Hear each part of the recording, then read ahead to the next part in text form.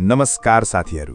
आज म तपाईलाई एउटा यस्तो कुरा भन्न गइरहेको छु जुन कुरा बुझ्न सकेनौं भने जीवनभर गलत मान्छेमा भरोसा गरिरहन्छौं र सही मान्छेलाई गुमाइरहन्छौं।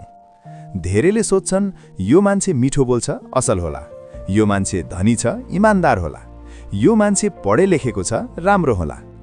तर असल र खराब मान्छे चिन्ने तरिका अनुहारमा हुँदैन, त्यो हुन्छ बानी, व्यवहार र स्वभावमा।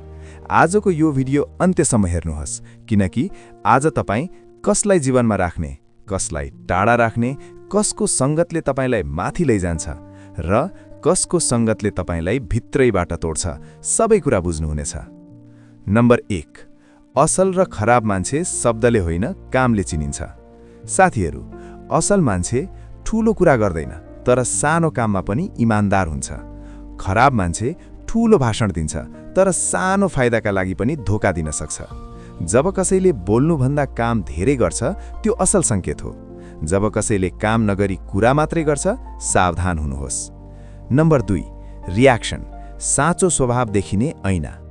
साथीहरू, मान्छे तब चिनिन्छ जब उसले रिसाउँछ, हार्छ, आलोचना सुन्छ, उसको फाइदा रोकिन्छ।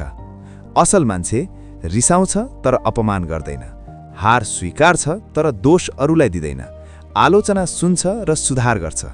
खराब मान्छे रिसाउँदा तपाईको औकात देखाउँछ, गल्ती गरे पनि अरूलाई दोष दिन्छ, सल्लाहलाई अपमान ठान्छ। जो मान्छे तपाईलाई रिसमा पनि सम्मान गर्छ त्यो असल हो।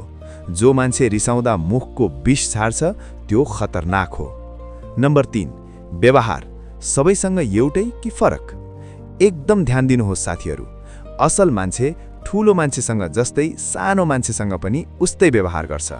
खराब मान्छे माथि चाकरी, तल हेला। वेटर, मजदुर, गरिब, असहायसँग कसरी बोल्छ त्यो हेर्नुहोस्, त्यहीबाट उसको साँचो चरित्र थाहा हुन्छ।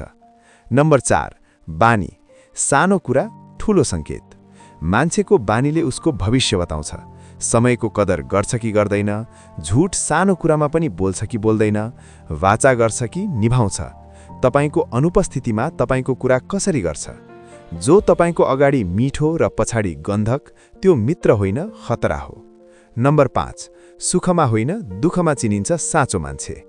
साथीहरू, सुखमा त सबै साथ हुन्छन्, सबै हाँस्छन्, तर तपाईं असफल हुँदा, पैसा नहुँदा, कमजोर हुँदा जो साथ छोड्दैन त्यही असल मान्छे हो।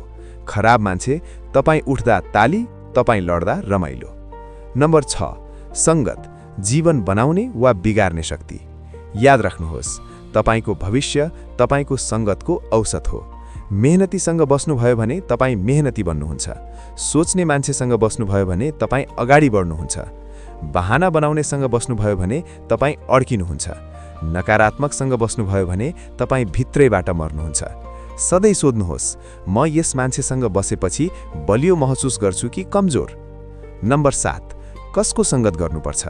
जो तपाईलाई सत्य सुनाउँछ, जो तपाईको गलती देखाउँछ, जो तपाईको सफलतामा ईर्ष्या होइन गर्व गर्छ, जो तपाईलाई बढ्न प्रेरित गर्छ।